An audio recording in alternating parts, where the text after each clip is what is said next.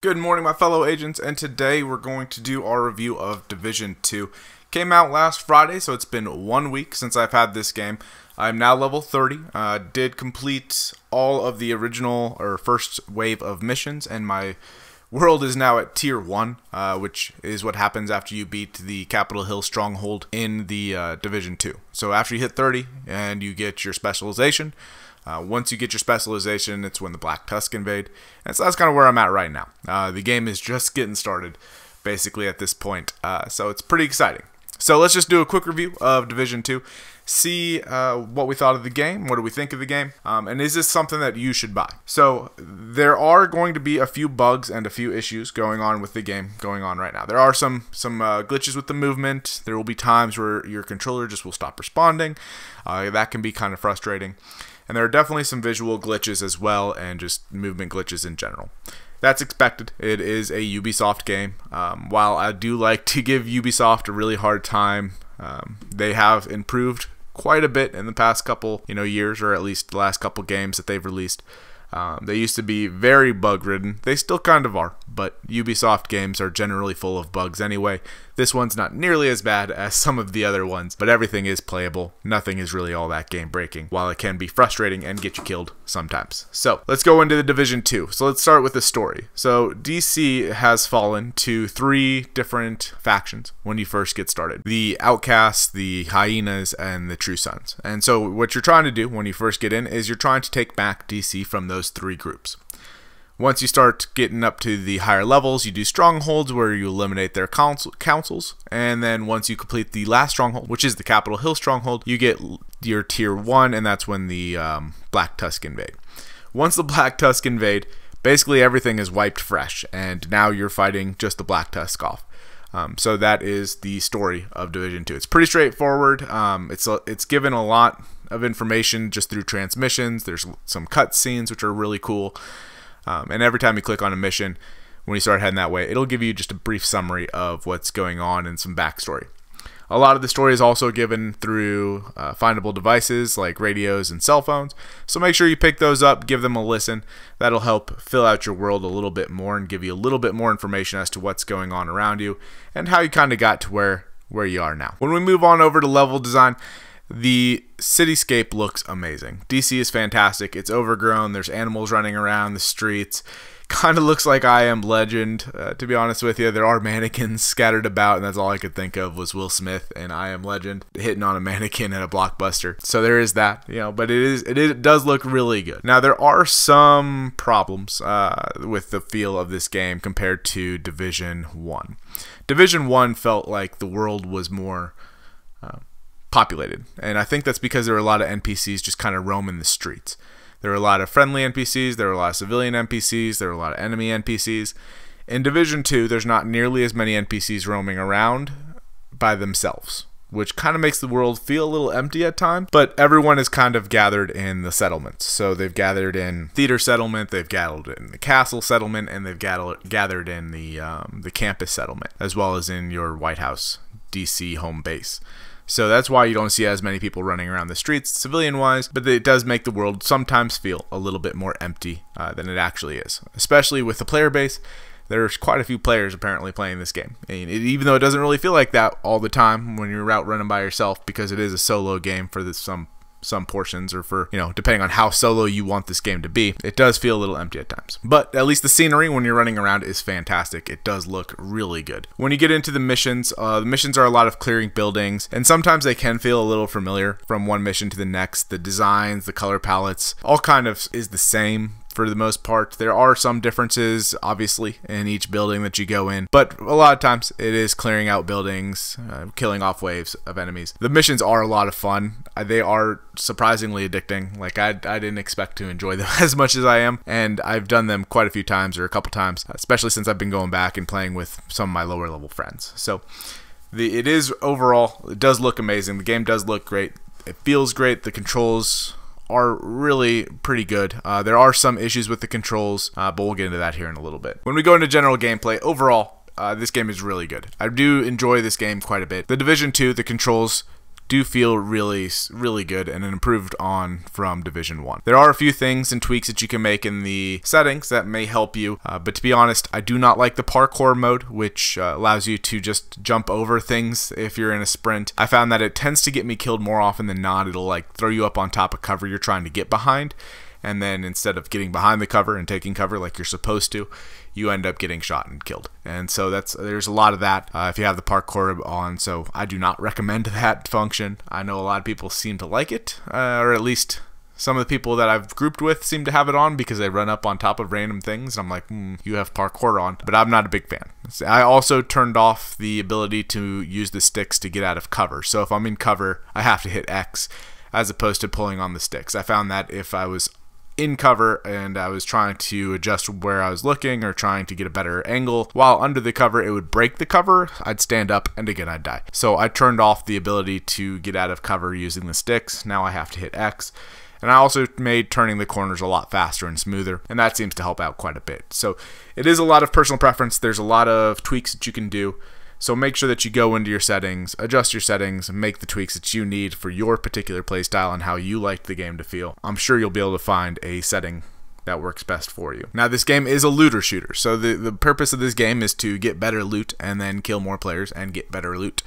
Or more NPCs and get better loot. So there's constant upgrades rolling in. Loot-wise, the game does have plenty of loot going on. There's plenty to find. There's all kinds of stuff hidden around the maps, so make sure you check out every level you're in. Even the smallest nooks and corners and crannies will have something for you to find, and that's actually quite a bit of fun. It feels really good when you do stumble upon something that you didn't expect, like there will be just random weapon crates places, or there will be like paintings that you can collect. It's really neat, so make sure you check everything out. The loot does have different levels. You have green, blue, purple, and gold.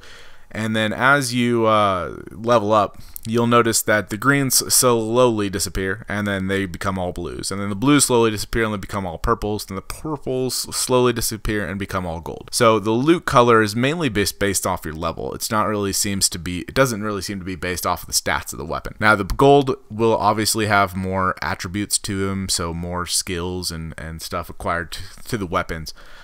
But overall, just because a weapon is gold doesn't mean that it's going to be better than the purple weapon that you just picked up. So be sure to check that out. Look at what your weapons have to offer. Look at what your current weapon has, and make sure that you pick the one that's best for you and for the situation that you're going into. With that, whenever you change gear, you're going to notice that your stats change. There's all kinds of stats and all kinds of things in the background going on in Division 2. There's a lot of things to take into account when you switch your gear up. So you don't always want to take just the highest armor or the highest damage weapon. You kind of want to take a look at what you have available to you and what you're trying to go for. So we've noticed that you're either going to have, you can have a lot of skill power and have your skills and abilities be buffed up really well. There's a lot of add-ons and modifications you can add to your abilities and skills, but they require high amounts of skill power. But if you do this, that's going to decrease your health and your armor, or it's going to decrease your weapon damage, critical strike damage, and things like that. So you kind of have to make a decision on how do you want to play. And then you want to make sure that you gear yourself for that. So the highest armor is not always going to be the best for you. Sometimes you're going to want to take lower armor items so that you can keep your stats within that sweet point, because each weapon will have some sweet point stats on them. So there's one that's like, if your skill power is less than 4, it increases your damage by 5% for every 5 meters out you are, or something like that. So make sure that you're looking at what your weapons have versus what your stats are, and that you get your stats and your weapons kind of to synchronize and make it so that you have the best ability that you can. So just be sure to check on that.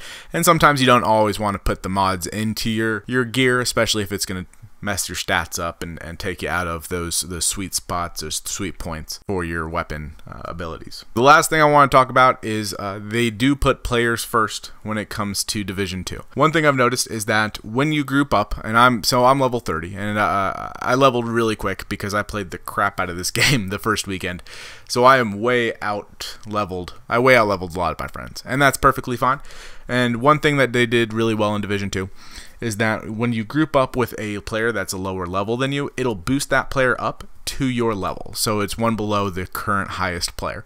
So when I play with Moonbilge, who I play with a lot, it'll bump him up to one level below where I'm currently at. So right now he'll be 29 if we start playing together, and we can do missions and all of that under his session and progress him and level him through his storyline, even though I have already done it. So that is really cool that they've done that. So that way you're not always, you know, just being carried if your friends are higher level, and you don't feel like you're being useless if you're a lower level and you're wanting to play with your higher level friends. So I do like that quite a bit. It allows you to play with friends regardless of where they are in the campaign or regardless of where they are in the story, and have fun. So I do enjoy that. That's fantastic. I got to give mad props to Ubisoft for doing it that way. They could have just done it, you know, where if you're out leveled your friends, then, you know, you can just carry them through things quickly, but I like this a lot better. But yeah, so overall, I do feel like this is a definitely great purchase game. I've played this game for a week now. I've played it every single day. I'm playing it a lot. Surprisingly, it is a lot of fun and very addicting. I did not expect to like this game as much as I am. To be honest, I originally wasn't even going to buy it first week or first day until after the beta ended, and all I wanted to do is play more Division 2. So the beta kind of got me hooked. I went back, I played Division 1, I rented it, played that for a week, and I played the crap out of that game and had a blast. And then, you know, Division 2 was getting ready to release, so I went ahead and bought it, and I'm having a blast. So I would highly recommend this game, especially if you like looter shooters, or if you like loot-based games, if you're big in, or were big into MMOs or anything like that. There's tons to do, tons of time to put into the game. There's tons of levels, tons of just experiences to have. So I would recommend it. Again, it's not going to be for everyone though, because sometimes, you know, looter shooters, they are a bit grindy or can feel a bit grindy. But the games are usually, looter shooters and things like that are as hard as you want them to be. If you want a challenge, you can definitely make it challenging. If you don't want a challenge, you can definitely make it easy.